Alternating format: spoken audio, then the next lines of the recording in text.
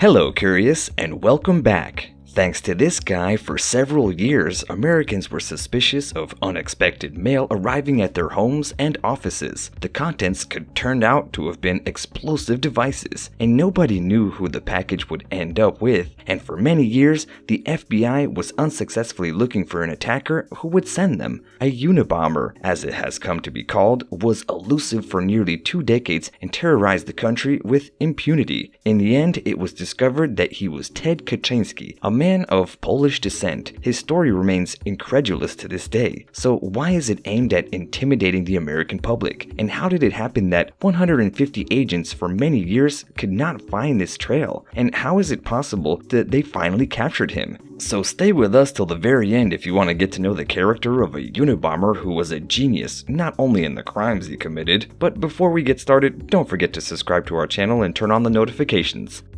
Ted Kaczynski was the most prolific assassin in the United States. 17 years had to have passed before he was brought to law, but before he had killed several people and injured many. The first bomb he constructed and exploded at the University of Chicago in 1978. The next ones, the explosions, including in the hands of a computer store owner in California, a computer science professor at Yale, and an advertising director from New Jersey. Several dozen passengers of the American Airlines plane survived a horror in the air when the cargo exploded in the luggage compartment. It could have torn the machine to pieces, but fortunately it did not work properly and only slightly damaged the undercarriage. Years passed between the attacks, and the last one took place in 1995. Kaczynski had mastered building explosive packages. He did this without leaving any traces of DNA, hair, or fibers. He constructed it wearing gloves and dusted it before sending it off so that no one could find its trace. He prepared the loads himself, most often with the use of wood so that they could not be traced. However, these were not primitive devices, but complicated mechanisms, as evidenced by the fact that they did not explode on their way to the addressees, but only when they were in their hands.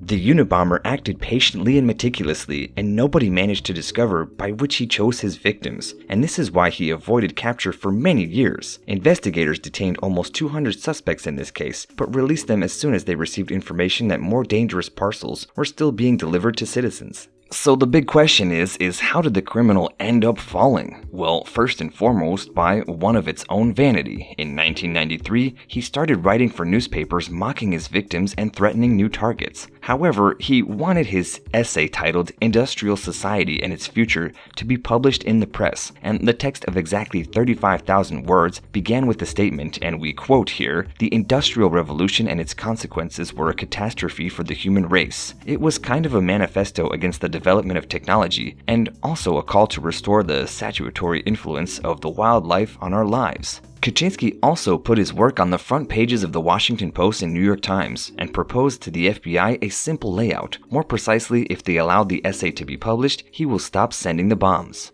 The authorities were afraid to comply with these demands, but finally agreed to them, hoping that someone would give the name of the author of the text. And in fact, they were right, although no one expected that such help would come from the assassin's family, his younger brother to be exact. David Kaczynski had not contacted Ted for many years, but when he read the manifesto in the press, he immediately recognized his writing style, and he shared this information with the authorities and provided several letters written from his brother to confirm his suspicions. Linguistic analysis showed that without a shadow of doubt that the author of the correspondence and the essay in the newspaper is the same person.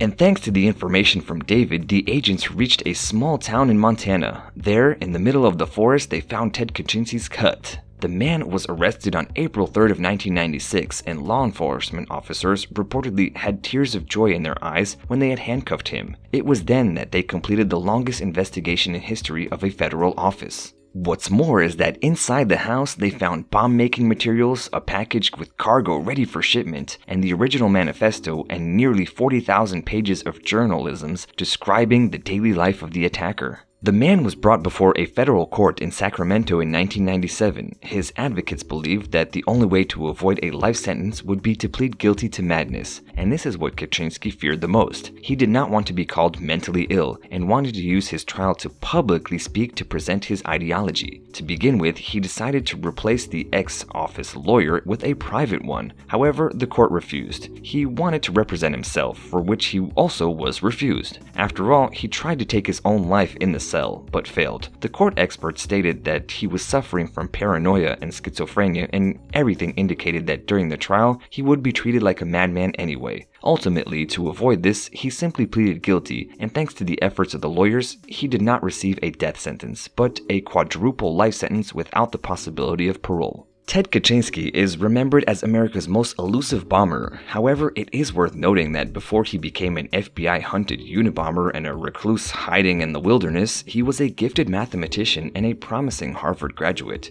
He was born in Chicago to a family of Polish immigrants. He grew up as a happy child, but was hospitalized at the age of 7 for a skin disease. And for a time, he was in isolation without the contact of his family. This event made a lasting mark on him psychologically, and when he left the facility, he showed no emotion for many months. He had a drive to gain knowledge, and in the IQ test, he scored an impressive 167 points. His level of intelligence meant that he studied with older children, but it was again an unpleasant experience for him as he was treated as an outcast and often bullied by his classmates. His social problems deepened, but his education achievements overshadowed everything. He got into Harvard when he was 16, and he earned his bachelor's degree there. It is worth noting, however, that during his studies he participated in a psychological experiment on stress resistance. The study conducted by Dr. Henry Murray was quite shocking because during the course, the participants were humiliated and their beliefs ridiculed, which was supposed to lead to the weakening of their own self-worth.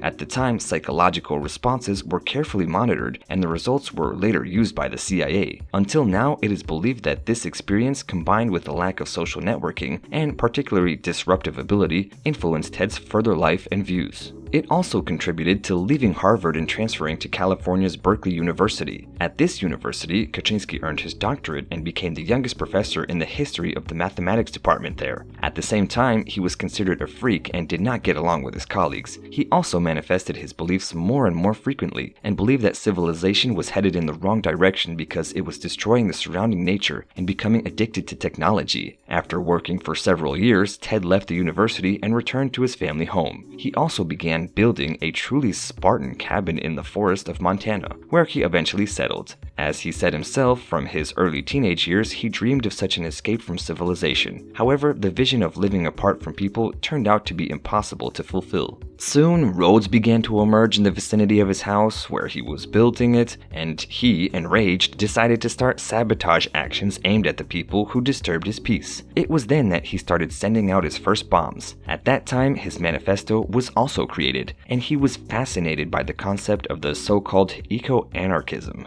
He believed that society should disintegrate in panic should that be unleashed, and acts of terrorism and successive shipments to various corners of America became a practical way of his doing. Additionally, the man deepened his alienation when he decided to cut himself off almost entirely from his immediate family. They had only occasionally had contact through letters. Ted had bad memories of his childhood years of being constantly pushed by his parents to study. He resented them, and that is when his younger brother David was born, and he himself was rejected. Later, as the brothers grew up, as well as into adulthood, their relationships did not go well either, and it was David who ultimately contributed to the exposure of the capture of Ted. Although, as he pointed out in one of the interviews, it was a very painful decision, and he took it only to prevent further atrocities from occurring. And so, Curious, what do you think about the story of the Unabomber who stumped the FBI agents for nearly 2 decades? Did you know that one of America's most famous assassins had Polish roots and was a mathematical genius? Did you know that his manifesto was printed in the form of a book, which reportedly sold thousands of copies worldwide? And now that you've learned the story about Ted Kaczynski, would you like to read about it? Please, let us know in the comments below, and as always, don't forget to like, share, and subscribe to our channel, and we shall see you next time.